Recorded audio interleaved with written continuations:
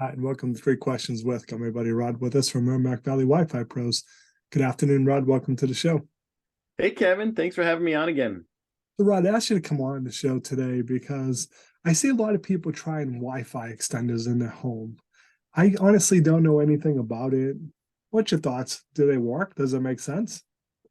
So pretty much all my customers, they try, they get Wi-Fi for free from their internet service provider, right? They pay for the internet and it comes with a Wi-Fi router. And they're used to getting it for free, and they're like, okay, I just want to make it work well. So they call their provider and they say, well, you got to buy this, you got to buy that, and that'll make it work. And they're typically it's these extenders. And but when it doesn't work, because that's what usually happens, then they call me. And let me just show you, this is from a real example from a customer. I'm just going to go through that and show you what I really run into on a weekly basis with customers that have tried this. Right, so let me just share up my screen real quick. Okay, we got that. Yep. You see that? Okay, so this is for a home. It's a pretty good size home, really nice. The Wi-Fi is in the basement, and it works well down there, but the rest of the home, as you'll see in a second here, not so much. So let me just show you. Here's the before picture. So this is a house. You can see there's a lot of rooms in this house, right? And so down in the basement, there's a router, laundry room, bathroom, boiler room. Yeah, everything looks pretty good there, right? And on the two right columns that are mostly green and orange, that's the signal strength. So the signal strength actually looks pretty good for most of the home, except in the master bedroom, which is on the far end of the house. And that one, the 2.4 gigahertz looks awful, but that's because it wasn't working. But the 5 gigahertz looks great. For the most of the house, the signal looks great. But if you look at what the speed in the house is, you can see it's really awesome right next to the office where the router is. And everywhere else, it's terrible. They had a gigabit service in their home, and they're getting, tens of megabits everywhere. And whenever you see that, it's also very spotty, drops in out all the time. So the signal was really good, which is what you get from those extenders, but the performance was really bad. And I see this all the time. And this, when you show a customer this picture, they're like, yeah, that's exactly how my house feels. I see great signal, but the Wi-Fi stinks. And so, so what I did is I went to their home, and then I did this Wi-Fi survey to get this, and then I upgraded their Wi-Fi. And this is what we get instead. You can see that if you look at the signal strength here, right, on this side of the picture, it's good or excellent everywhere, except for on their screen porch where it's fair, still good enough. And that's really good. That's not too much different than what they had before. But where the difference really is in the speed, right? How well their network's performing. They had a gigabit service. Now they're getting, in a lot of their houses, they're getting more than 600 megabits. So now the performance is awesome throughout their house, and it's just a big dramatic change. And that's what you should expect to have in your house, not the picture, not the one with all the red in it. You should have the picture with all the green in it. And that's what you get when we go into your house and figure out how to give you great Wi-Fi everywhere in it.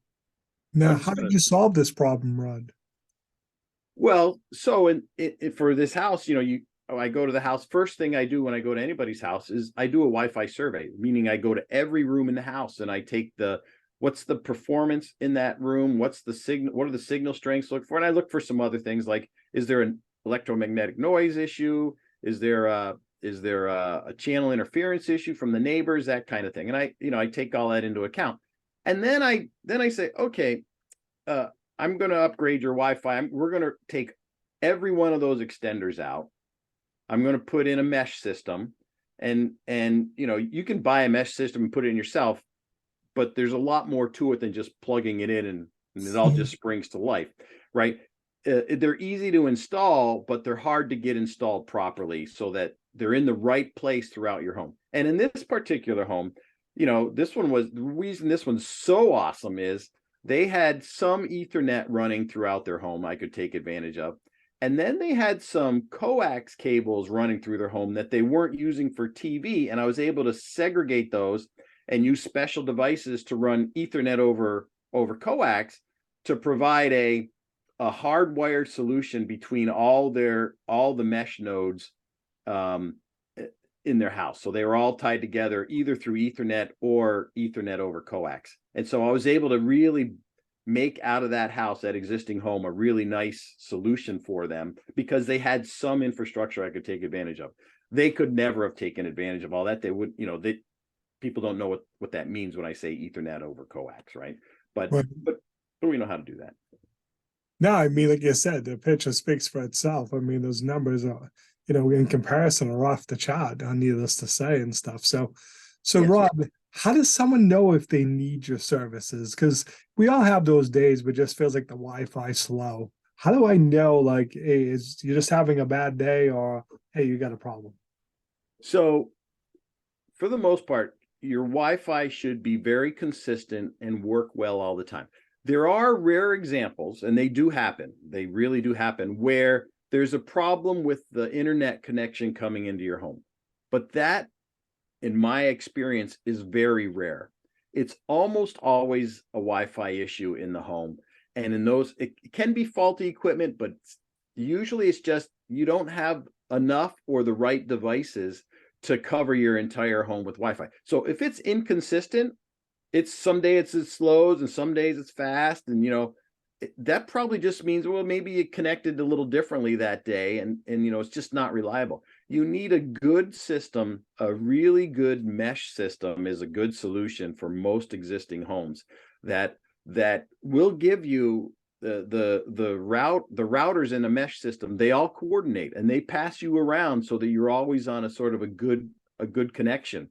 And they do that without you knowing, without your phone knowing. You just move around nicely.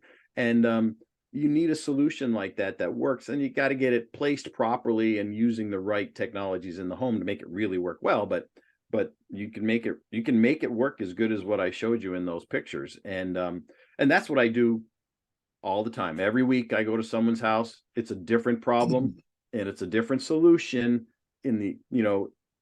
it's a similar solution, but it's different in every way for every home. And so really it's just get the data, analyze it, imagine a solution, test it, make some adjustments, and leave with a pretty happy customer. So Rod, what's the best way for people to reach out to? How can they learn more then, my friend? They can get a hold of me on my website at mvwifipros.com, or they can call me at 978-577-5884. Beautiful. Rod, I appreciate you taking a few minutes calling to the show. And as always, thanks for being my friend. Thank you, Kevin.